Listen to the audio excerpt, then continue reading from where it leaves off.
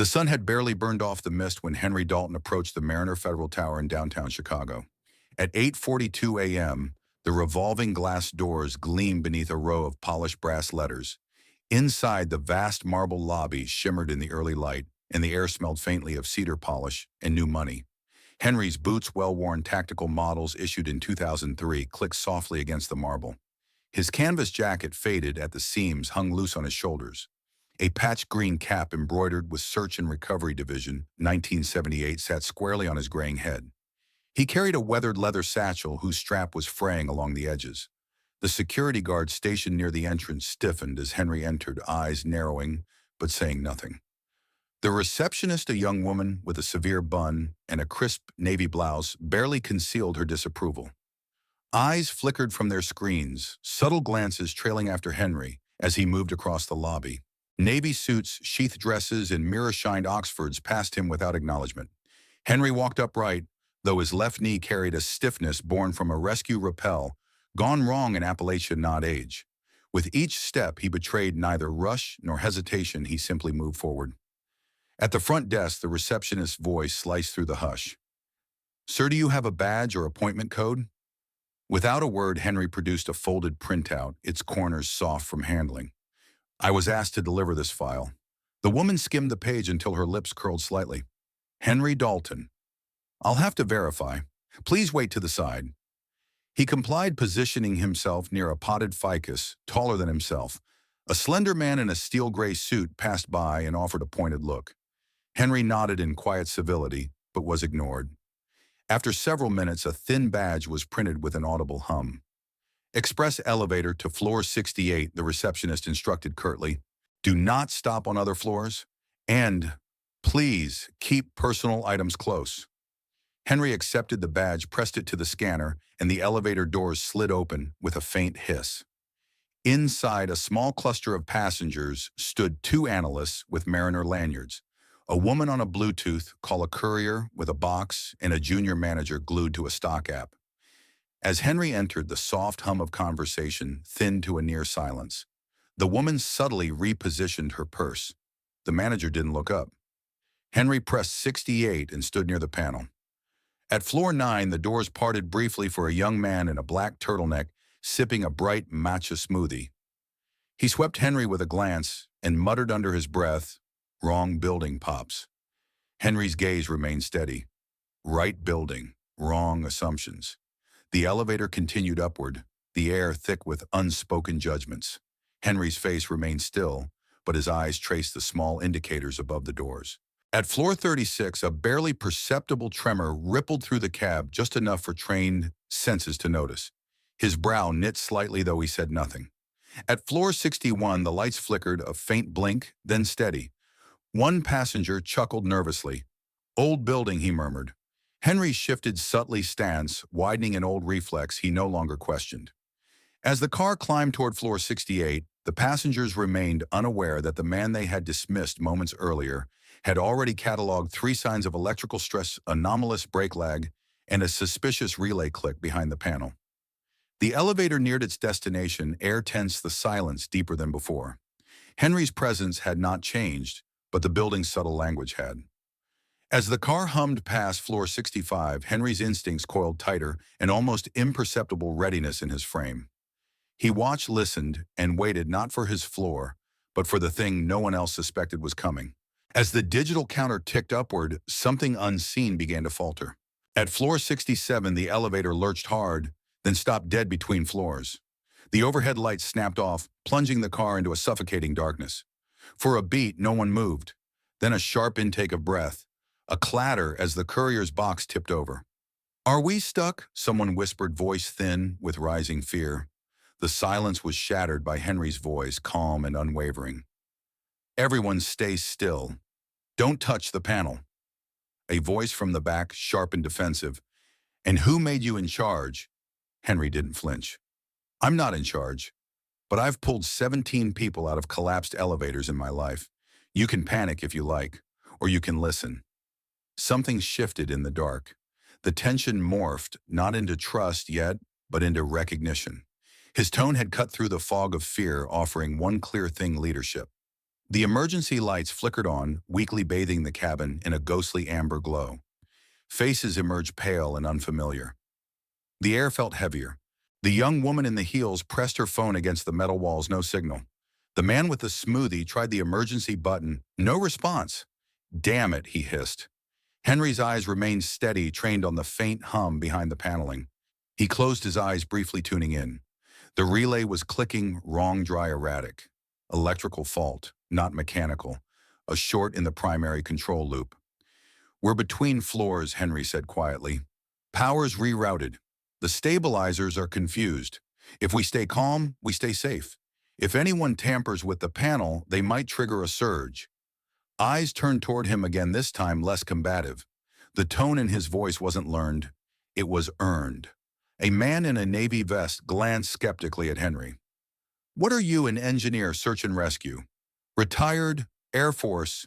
Ellie Wu, the woman near the button panel, spoke up for the first time. Retired.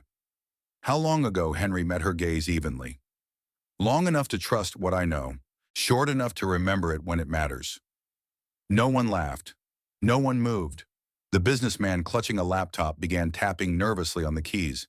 Henry's voice cut through again, firm but not harsh. Sir, stop typing. Why you're hitting frequencies? You could interfere with stabilizer sensors if that machine's unshielded. The man stopped instantly. Another subtle jolt ran through the car, a grim mechanical sigh from above. The amber lights dimmed, then returned weaker now. The man in the turtleneck lost his edge of arrogance. His voice trembled. We can't just sit here. I'm calling emergency again. He reached for the intercom button. Henry stepped forward, his frame casting a long shadow. Don't touch it. Are you threatening me? No, I'm saving your hand and maybe your life. The turtleneck man froze. Ellie's eyes flicked between them. She was watching Henry differently now. Something new had entered her gaze, not full trust, but the beginning of it. Then what do we do, she asked. Henry inhaled slowly. We manage the one thing we can, our posture. Posture, the courier asked. If the car drops even one floor, uncontrolled, those standing upright, will take the worst of it through the spine. Sit. Crouch. Distribute weight carefully, one by one. And they obeyed, not from command but from a deeper instinct. No one else was offering certainty. They moved into position. Hands gripped rails. Bodies crouched low. The tension in the air began to shift again, not panic but preparation. The walls hummed with unseen stress. Above them, the mechanical groan returned, cables, tensing brakes, engaging intermittently. Henry knelt, reaching into his worn satchel. From within, he pulled a small rubber wedge and carefully placed it beneath the central panel joint. Buffer, he explained softly. A buffer for what Ellie asked. If this car drops, this buys us a second. A second of what a second more than nothing. They watched him work, calm, precise, measured. The man they had ignored now owned every inch of their attention. A deeper tremor rolled through the steel. Someone gasped. Henry planted one hand on the floor for balance, voice steady, even as the lights pulsed ominously. Breathe. Stay low. The system's fighting to stabilize. We give it time. And there in that amber-lit cage between floors, the lines of status dissolved. The suits, the silence, the old assumptions, they faded. Only one truth remained. The man they had nearly dismissed was the one keeping them alive. The first tremor was subtle, a shiver that ran through the floor like the breath of a waking beast. The second struck harder. The elevator groaned deep and metallic, as if the cables above were arguing with gravity itself. Someone whimpered. The courier clutched his knees. Ellie gripped the rail so tightly her knuckles blanched. The amber lights dimmed, then returned weaker still, flickering as though drawing from a fading heartbeat. Henry's eyes sharpened. He'd heard this song before, not in an elevator, but beneath a collapsed interstate bridge near Baton Rouge, where every creak meant one less moment to act. From his satchel, he retrieved a worn flashlight and a compact multi-tool. He flicked the light on. It trembled, then steadied. Ellie's voice, tight but composed, broke the silence. What now? Henry tilted his head, listening. The relay clicks had slowed, intermittent now. Worse. The system's stuck in an override loop, he murmured, trying to reroute. If the stabilizers fail, we'll feel it before we hear it. A ragged breath from the man in the turtleneck. You're saying this thing could fall, not free, fall, But an uncontrolled drop is possible. That's why we're staying low and ready. Another groan this time, like a slow exhale from above. Henry's instincts locked in. Everyone get low. Bags to the corners. Nothing sharp in pockets. No hesitation now. The businessman slid his laptop aside. The courier wedged his box against a corner. Ellie moved her handbag to the floor and crouched beside the courier. Henry's voice remained the anchor in the storm. Breathe slow. We ride it, not fight it. If you brace too hard, you'll break before the steel does. A final jolt. The car dropped an inch, then caught. The sensation was primal, a sudden betrayal of trust in solid ground. A collective gasp filled the cabin. Someone began to sob softly. Henry's gaze remained unblinking. He was listening not just to the machinery, but to the silence between sounds. It was there in that hollow space that fate revealed its next move. Then a low hum, a vibration through the rails beneath his fingers. Not chaos, break engagement. Stabilizers are kicking in, Henry said, voice low but certain. We're being caught. They found us. A soft laugh of relief from the courier. The turtleneck man slid to the floor, trembling. Ellie closed her eyes, her voice barely a whisper. How did you know what to do? Henry's gaze stayed forward, but his tone softened. You don't always know. You prepare. You listen. You wait. Another pause. The car stopped shuddering. The amber lights flickered once more, this time brighter, steadier. A faint click from above. Then the mechanical voice, cold, mechanical, yet beautiful elevator in recovery mode. Please remain calm. No one moved, not out of fear, but out of reverence. For the first time since the doors had closed, no one questioned who should be listened to. As Henry rose, slowly, knee-clicking into place, he swept his gaze over the group. You were never alone, he said quietly. Sometimes you just have to hold still long enough for help to find you. A single hand clap broke the silence, soft, not celebratory, but in recognition. Then another. And in that dim steel chamber, suspended over nothing, the man they had dismissed was no longer the outsider. He was the one they followed. The hallway outside floor 68 was a study in contrast.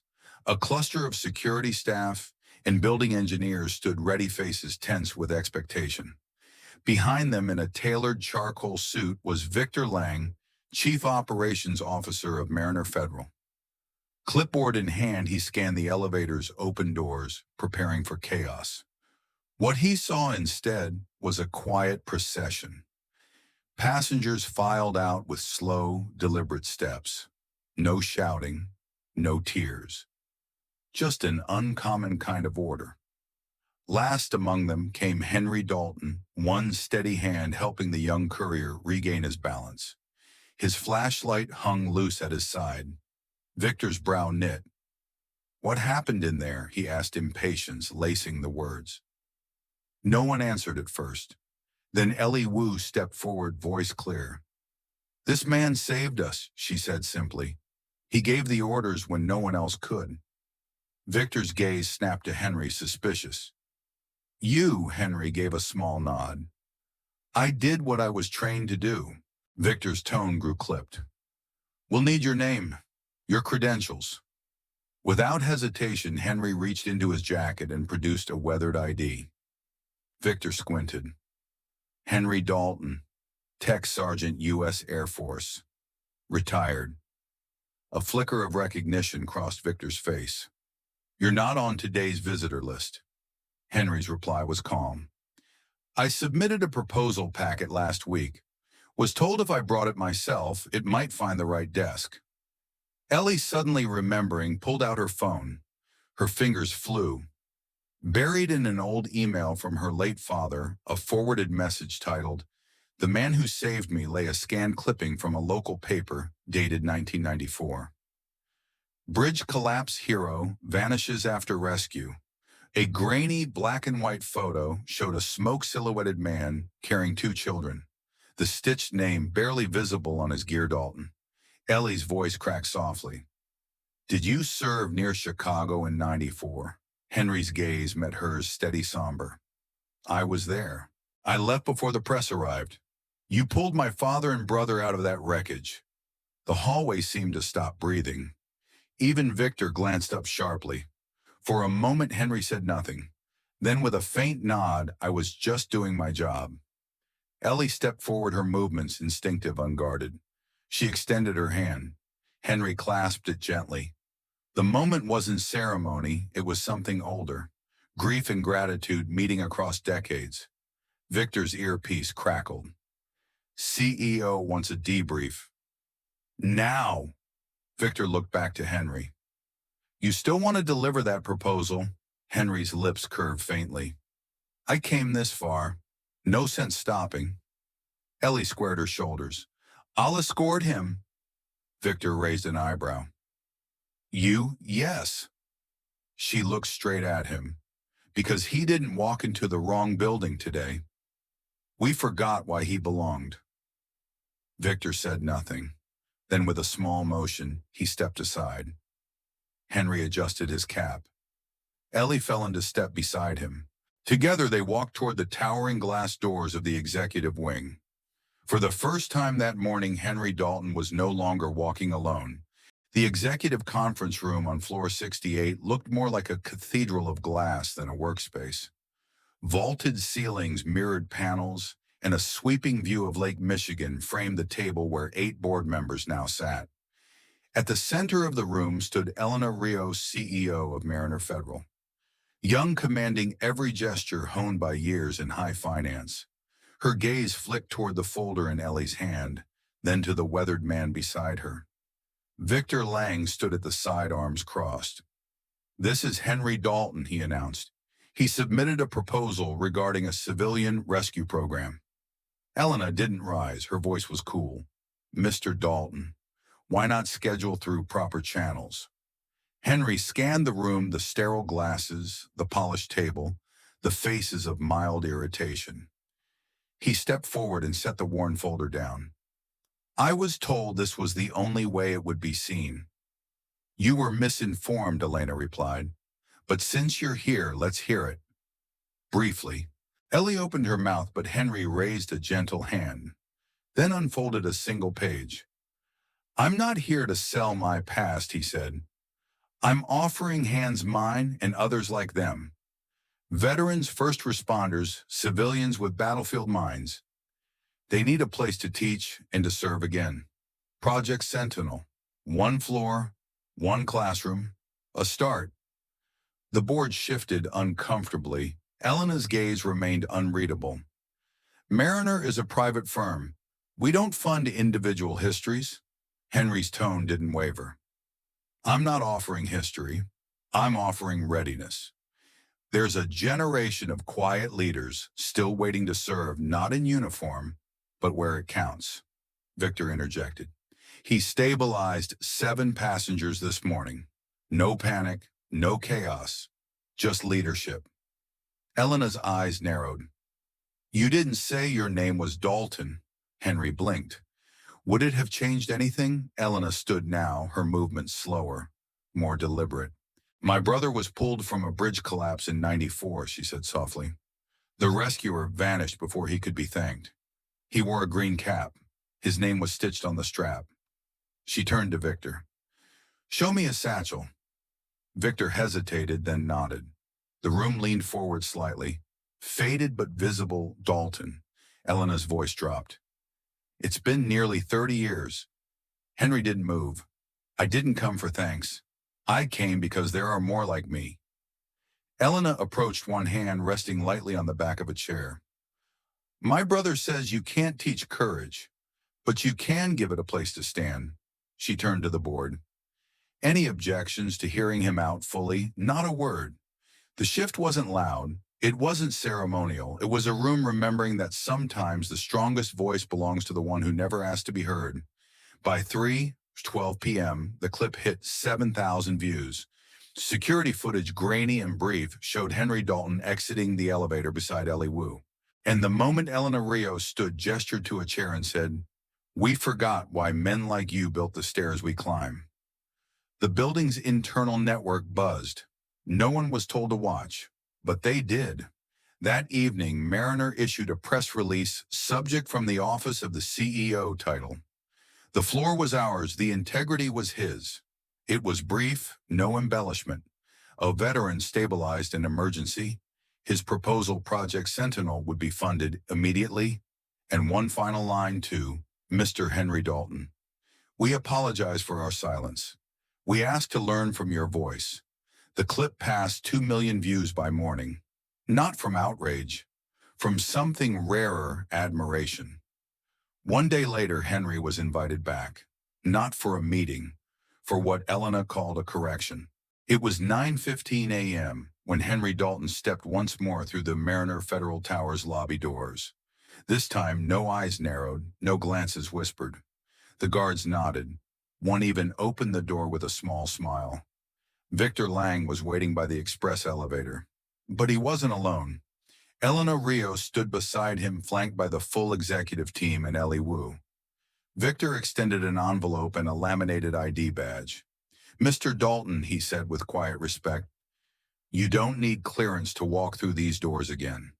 You don't need a badge to belong, but we made one anyway. The badge read, Henry L. Dalton, Strategic Advisor, Civil Readiness Division. Honorary Henry didn't smile, but his hand closed over the badge with steady purpose. Elena added softly, if it hadn't been for you, this building would have reopened today without knowing it had failed its own foundation. A hush fell over the group. Ellie stepped forward carrying the same folder Henry had once brought, creased and nearly dismissed. She placed it on the table now displayed on the room screen behind her. Project Sentinel, Reigniting Readiness, Training Civilians.